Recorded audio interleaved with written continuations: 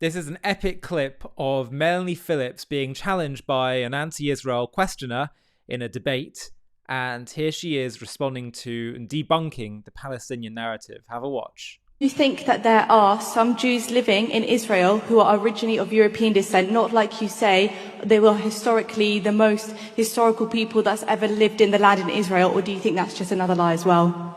The simple answer to your question is that the Jewish people are the only people for whom the land of Israel was ever their national kingdom. Several hundred years before Islam was invented and the Arabs invaded.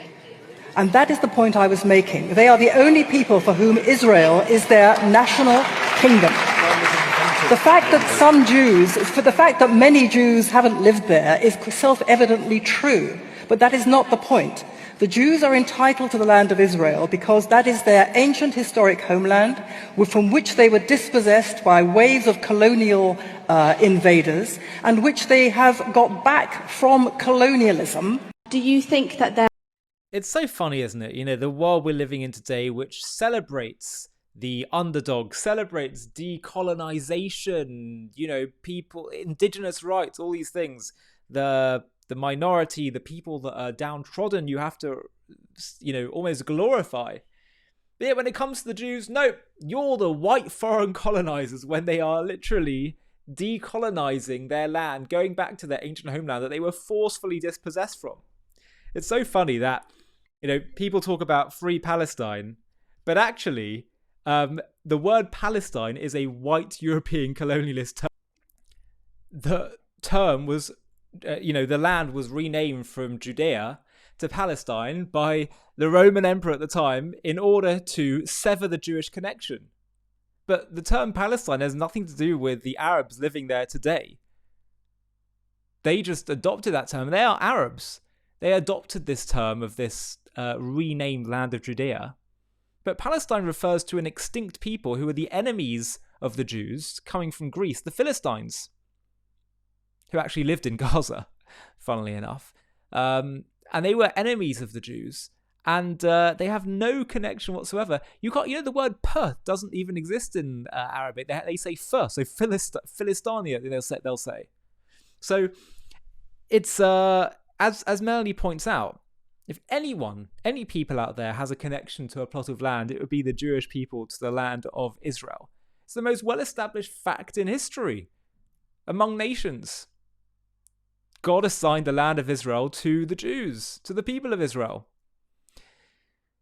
And, you know, Israel's tried for so long to indulge in this idea that maybe there is something true to the Palestinian cause, that maybe they really do want a land of their own. They really want to have, you know, they really consider themselves a distinct identity.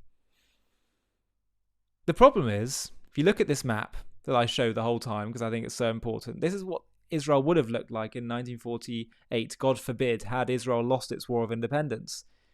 All the surrounding Arab countries would take over the land. Where's your Palestinian state? Isn't that what they're fighting for? No, they wouldn't have complained. How do I know they wouldn't have complained? Because Jordan and Egypt did take a small chunk of the land. Egypt took Gaza, Jordan took the West Bank, Judea and Samaria from 1948 to 1967. And what happened? Did they liberate it and create a Palestine there? No, it was under illegal occupation. And no one bat an eyelid, including the Arabs living there. Because the cause is phony. It's not about a free Palestine and self-determination. It's about killing off the Jewish state and killing the Jews. That needs to be understood clearly now. Now, before I finish, a few months ago we did a JTV campaign, and right now we're looking at creating a whole new series of content with various presenters, various different types of videos on history, on current affairs issues, Judaism. First of all, I'd love to know the kind of content that you'd like to see on these videos. So please do comment with ideas for topics you'd like to see us cover. It'd be really, really great to hear this. We're gonna be doing like 30-minute mini documentary type videos. So let me know the kind of topics you'd like to see us cover. But secondly, there were some people, some viewers that got involved in helping to make the campaign a success. And there are various perks that we said to people depending on their level of success. And one of them was that if they can achieve a certain amount, then we'll let them give us a message to read out on the channel. And one of those people who was such a great supporter of our campaign was Andrew Arduka. And he's not a non-Jew. We have many non-Jewish viewers of the channel who are greatly supportive. I said to him, please give me a message that I can share on the channel. So this is what Andrew Arduka has asked me to read out. It's very profound, actually, I have to say. I was quite taken aback by it. Have a listen. He said, "The Torah borne upon Jewish soldiers' shoulders for millennia has not merely been a book, but an eternal lamp cutting through the darkness of history. It has stood unshaken where empires have crumbled. It has illuminated the path not only for Israel, but for all nations. My joy is in seeing Israel and the Jewish people flourish, not as a matter of preference, but of principle, for they are a blessing to the world. If my own faith is a tree, then its roots drink from the wells of Zion. Without Israel and the Jewish people, I would not know God as I do. And as a Christian, to love the Jews is not an additional virtue, nor a separate affection from loving our Lord and God. It is rather a fulfillment of it. Much has happened before and since October the 7th, 2023. But in the last week, a single image was etched into the pages of history. Shiri and her 2 children, Ariel and Kfir, taken hostage, then murdered with such brutality that words recoil in horror. The children were killed with bare hands, and then, as if that were not enough, their murderers defiled even their memory to hide the crime.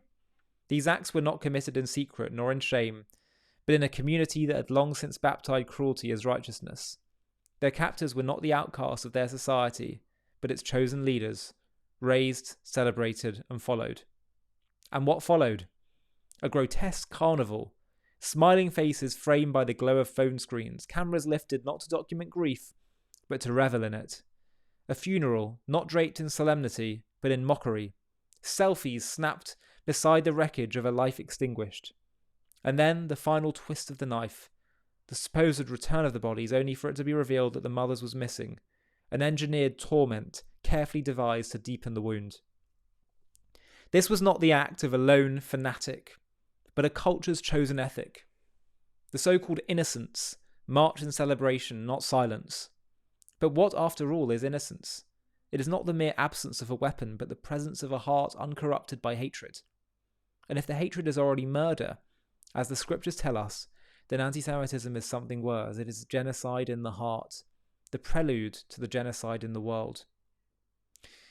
Yet from these very streets rises the voice of moral equivalence, that old tired deceiver that whispers that war is the same as slaughter, that self-defense is the same as terrorism. Never mind that Israel warned civilians before striking, while its enemies cower behind women and children. Never mind that the same voices who cry genocide are the ones who glorify martyrdom. They do not lament destruction, they invite it. And all the while, Israel, for all its flaws, stands apart from this madness. It has returned hundreds of prisoners for the bodies of a handful of its dead. This is not a mere transaction. It is a declaration of value. It is the stubborn insistence that even in death, human life is sacred.